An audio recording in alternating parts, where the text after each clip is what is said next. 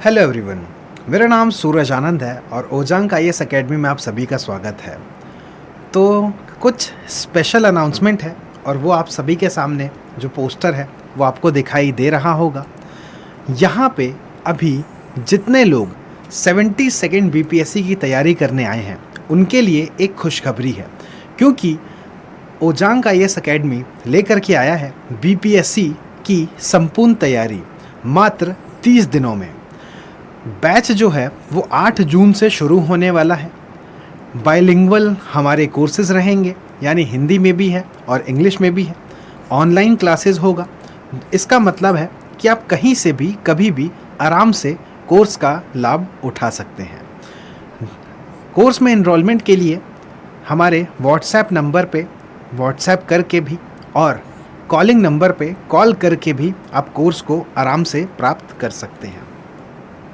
तो आइए ज़रा बात करते हैं इसके बारे में, इस कोर्स के बारे में कि किस तरीके से आपकी पढ़ाई आगे बढ़ेगी।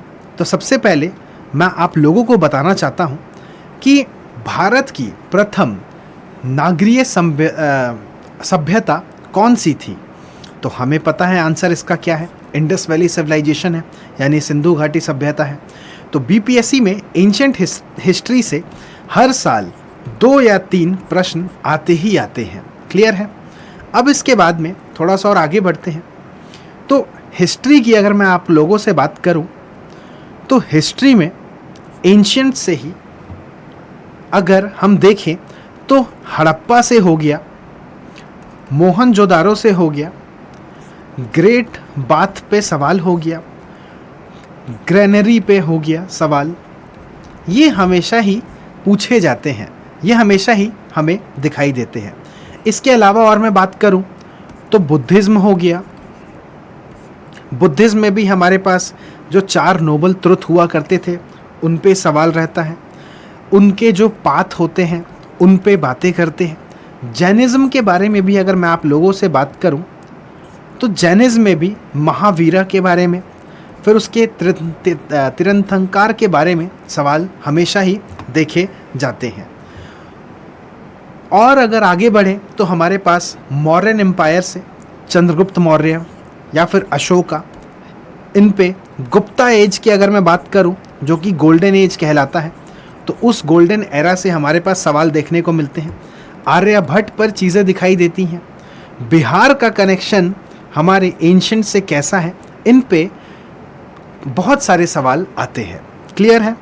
जैसे बौद्ध गया हो गया, नालंदा यूनिवर्सिटी हो गया, पाटलिपुत्रा हो गया, इन सब पे सवाल आते ही आते हैं।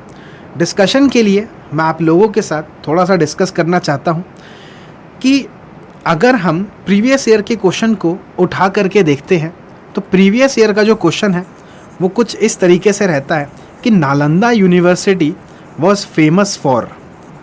नालंदा यूनिवर्सिटी तो सुना तो सबने है, लेकिन वो फेमस किसी लिए है हमें वो भी एक बार बताना है और देखना भी है साथ साथ ही। अब इसके बाद में हम ज़रा ध्यान देते हैं इस पे। यहाँ पे क्या देखा जाता है कि नालंदा यूनिवर्सिटी में आपके पास में 4 ऑप्शन है। उस ऑप्शन में से मुझे बताइए कौन सा सही होने वाला है। पहला ऑप्शन ट्रेड है, दूसरा बुद्धिज़्म स्टडीज़ है, तीसरा एग्रीकल्चर है और चौथा मिलिट्री है। तो आप लोगों को कुछ आइडिया अगर है तो ठीक है, नहीं है तो उसी के लिए हम एक कोर्स अनाउंसमेंट कर रहे हैं। तो Nalanda university was famous for Buddhism study. Clear है। इसी के साथ साथ एक और सवाल मैं आप लोगों को करवाता हूँ, जो सवाल हमेशा या फिर अक्सर देखे जाते हैं। क्लियर है। तो सबसे पहले मैं आप लोगों को सवाल बताता हूँ। सवाल हमारे सामने ये है कि which city is known as the capital of Magadh या फिर मगधा। मगधा का कैपिटल क्या था? A Takshashila, B Pataliputra, C Ujjain या चौथा मथुरा। तो इसका आंसर जल्दी से कमेंट में बताइए। तो इसका आंसर है सेकंड पाटलिपुत्रा। क्लियर है। एक्सपेक्टेड क्वेश्चन भी रहते हैं कि बिहार के पर्सपेक्टिव से देखा जाए कि बुद्धिस्ट काउंसिल जो हुआ था under the era of Ashoka वो कौन सा होता था, तो वो थर्ड बुद्धिस्ट काउंसिल हमारे बिहार में हुआ था। उसी के बाद आगे बढ़ते हैं, फाउंडर ऑफ जैनिज्म कौन थे, तो सबको पता है कौन थे, वो महावीरा के नाम से आए थे, लेकिन शुरुआत में Rishabh RISHABHANATHA Rishabhanatha was the founder of Jainism. Clear है। अब इसी के बाद ग्रेट बाथ क्या है, किसको बोलते हैं, लाइट ऑफ एशिया कौन था, बुद्धा थे। Capital of Mauryan city Pataliputra था। क्लियर है। गुप्ता एज को हम क्या कहते हैं, गोल्डन पीरियड कहते हैं। तो ऐसे ही तमाम, और एक और सवाल, आर्यभट्ट के बारे में आप सभी जानते हैं, उनका ताल्लुकात कौन से शासक के साथ था, तो वो गुप्त काल के हुआ करते थे। तो ऐसे ही तमाम सवालों के लिए और उनके जवाब के लिए ज्वाइन करें हमारा BPSC का कोर्स, जो कि बहुत ही रीजनेबल प्राइस में यहाँ पर रखा गया है। कोर्स स्ट्रक्चर की अगर मैं बात करूं तो हम एज अ स्टूडेंट क्या करते हैं, हम सारी चीज़ों को पढ़ लेते हैं और वही हमारी गलती रहती है। हमें ये बताने वाला कोई नहीं है कि क्या नहीं पढ़ना है। अगर मैं अपने शेड्यूल के बारे में आपको बताऊं तो मैं ही हूं जो आपकी क्लासेस लिया करूंगा BPSC को लेकर के। 30 दिन का प्लान मैं आप सभी के साथ शेयर कर रहा हूं, जिसमें एंशंट हिस्ट्री में IVC, Buddhism, Jainism, Mauryan, Gupta administration, ये एक बिहार का फाउंडेशनल हिस्ट्री के तौर पे हमारे सामने दिखाई देता है। मेडिवल की अगर मैं बात करूं, दिल्ली सल्तनत, Mughal architecture, socio economic condition और उसके साथ ही साथ मैपिंग की चीज़ें भी यहाँ पर दिखाई देंगी। मॉडर्न हिस्ट्री में European arrival, battle of Plassey, Buxar की भी लड़ाई, और उसके बाद में ब्रिटिश एक्सपेंशन, जो कि मॉडर्न हिस्ट्री का बेस हमारे सामने निकल करके आने वाला है। 1857 का revolt was the most important revolt, क्योंकि यहाँ पे सारे भारतीय एक साथ यूनाइट हुए थे। उनको पता चला था कि हाँ, अब हम भारतीय हैं, अब हम एकजुट हो करके अंग्रेज़ों के खिलाफ लड़ाई कर सकते हैं। इसमें हम लोगों ने 1857 से 1947 तक का एनालिसिस को डाला है। उसके बाद में बिहार का मॉडर्न हिस्ट्री, जिसमें से सबसे ज़्यादा सवाल बनते हैं, जिसमें Champaran movement, non cooperation, quit India, freedom struggle, ये सारी चीज़ें इसमें इंक्लूड हमने करी है। अब ना केवल हिस्ट्री, हम बात करेंगे ज्योग्राफी के बारे में, जिसमें हिमालय, प्लेन्स, प्लेटू, मॉनसून, ये सारी चीज़ें हमारा इंडिया के ज्योग्राफी के हिसाब से चीज़ों को बताएगा। ज्योग्राफी में क्लाइमेट और सॉइल पे भी आते हैं, और सबसे इम्पॉर्टेंट बिहार की ज्योग्राफी या फिर बिहार का क्या है, रिवर कितनी है, कितनी सारी चीज़ें हमारे सामने निकल करके आती है, जो कि बिहार का फिजिकल ज्योग्राफी पर भी हम बातें करने वाले हैं। बिहार के अलग कॉन्स्टिट्यूशन की बात करेंगे, किस तरीके से बिहार के ही और इंडिया के भी कॉन्स्टिट्यूशन की बातें चलेंगी, कैसे बना, क्या हुआ, जो कि कॉन्स्टिट्यूशनल फंडामेंटल के तौर पे हमारे सामने निकल करके आएगा। DPSP सबसे ज़्यादा सवाल देखा जाता है, चाहे वो UPSC में हो, चाहे वो BPSC में हो। क्लियर है। इसी के साथ साथ आगे बढ़ेंगे तो हम यहाँ पे देखते क्या है कि polity and the parliamentary judiciary, Lok Sabha, Rajya Sabha, और जिसकी मैं बात कर रहा था Bihar polity, because Bihar is not just a state. याद रखना दोस्तों, Bihar is not just a state, it is the state of mind. क्योंकि हमारे बिहार की ही कहानी पॉलिटिकली इतनी फेमस है कि लोग उसका एग्जाम्पल दिया करते हैं, तो उस पर भी चर्चा हम करेंगे। इकोनॉमिक्स पर देखेंगे किस तरीके से GDP, inflation, banking, monetary policy, union budget, macro economics पे हम चर्चा करते करते के साथ ही अपने भारत के बाद में बिहार की इकोनॉमी पे चर्चा करेंगे कि स्टेट के स्कीम क्या है, बिहार का बजट कितना है, क्या सारी चीज़ें हैं। धीरे धीरे करके हम साइंस की तरफ भी जाएंगे, जिसमें फिजिक्स में मैकेनिज्म होगा, मैकेनिक्स होगा, ऑप्टिक्स होगा, और जो कि बहुत ज़्यादा इंपॉर्टेंट सेगमेंट है फिजिक्स फॉर बीपीएससी के लिए। साइंस की अगर मैं बात करूं, केमिस्ट्री का एटॉमिक स्ट्रक्चर है, एसिड और बेस का मेटल है, जो कि chemistry day to day life में हमारे सामने आसानी से उभरता दिखाई देने वाला है। साइंस की अगर मैं बात करूं बायोलॉजी की, तो यहाँ पे ह्यूमन साइकोलॉजी है, ह्यूमन फिजियोलॉजी है, सेल स्ट्रक्चर है, जेनेटिक डिजीज़ है, जो कि हमारा बायो का कोर टॉपिक निकल करके आता है। अब मैं बात करूंगा बिहार स्पेसिफिक ड्राइव की, जिसमें बिहार का लिटरेचर, बिहार का आर्ट एंड कल्चर, बिहार का डेवलपमेंट, ये सारी चीज़ें बिहार का एक मैपिंग के थ्रू मैं आप सभी को चीज़ें बताने वाला हूँ। सबसे इम्पॉर्टेंट बिहार का करंट अफेयर्स, क्योंकि वहाँ पे न्यूज़ नहीं होता है, बिहार में न्यूज़ नहीं होता है, हालांकि बिहार से ही सारी न्यूज़ निकलती है। पॉलिसी चेंज किस तरीके से हुआ, फिर उसके बाद हम अप्रैल से जून तक के सेशन को देखेंगे।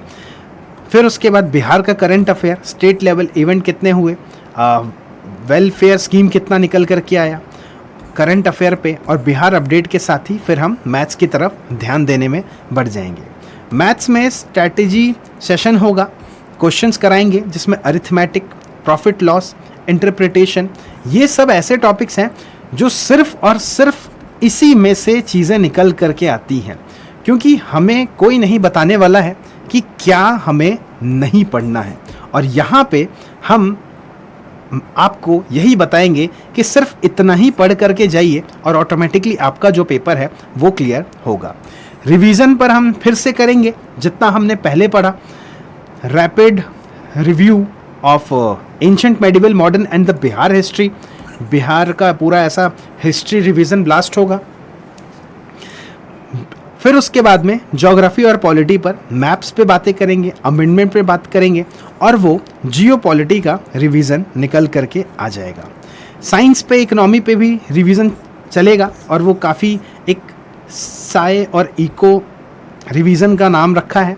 बिहार स्पेशल का भी रिवीजन होगा, किस तरीके से बिहार की ज्योग्राफी, पॉलिटी, पूरा का पूरा बिहार का जो मैराथन है वो आपके सामने डिस्कस किया जाएगा।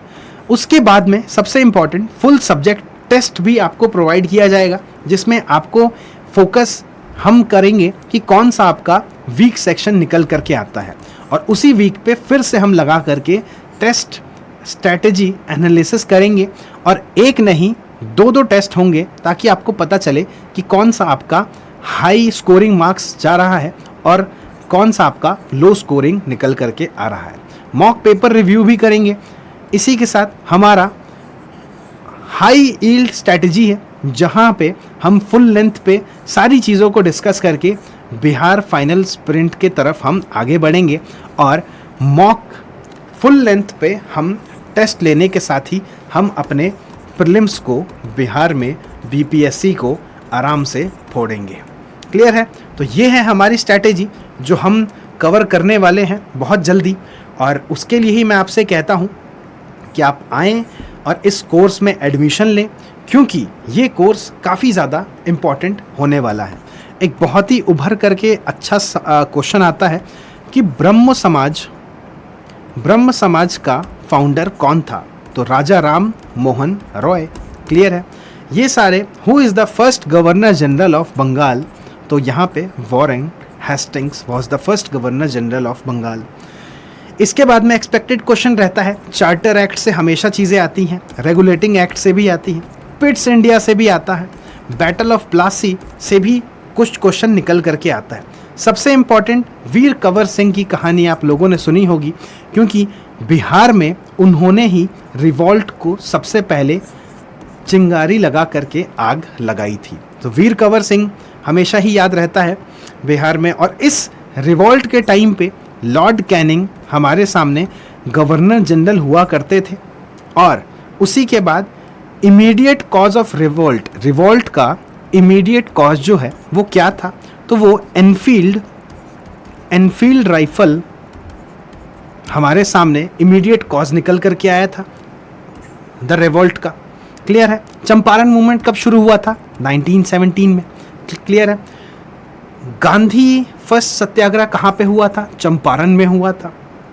और भी सवाल देखते हैं हम। ये सब तो ऐसे हैं जो हमेशा ही आते हैं और मुझे चीज़ें याद ही रहती हैं।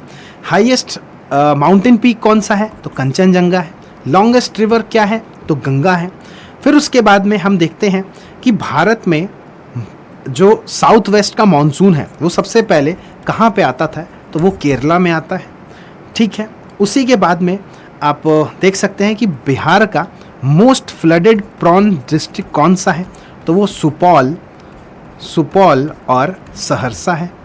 बहुत सारे सवाल हैं, बहुत सारे कन्फ्यूज़न है। तो आप लोगों का चेहरा बीपीएससी को लेके ऐसा है क्योंकि आप लोगों ने फॉर्म को तो फिलअप कर दिया, लेकिन अब फॉर्म भरने के बाद में आप लोगों को क्या करना है? हमारे कोर्स को जल्दी से जल्दी ले लेना है, क्योंकि इस कोर्स में बहुत ही लिमिटेड सीट रखी गई है और कहीं ना कहीं आपके वीकेस्ट पॉइंट पे काम करके हम चीज़ों को आगे बढ़ाने वाले हैं।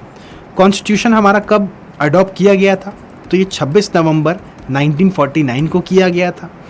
फिर उसके बाद आर्टिकल 21 कौन सा है? वो क्या डील करता है? तो राइट टू लाइफ आता है। ये सारी चीज़ें जब मैं आपको क्लास में बता रहा हूँगा ना, उसके बाद में आपके मन में एक भी सवाल नहीं रहने वाला है। अब आप लोग बड़ा ही इक्वालिटी की बातें करते हैं, तो बताइए कौन से आर्टिकल में है? तो आर्टिकल 14 से 18 है। क्लियर है। तो ये सारी चीज़ें हैं।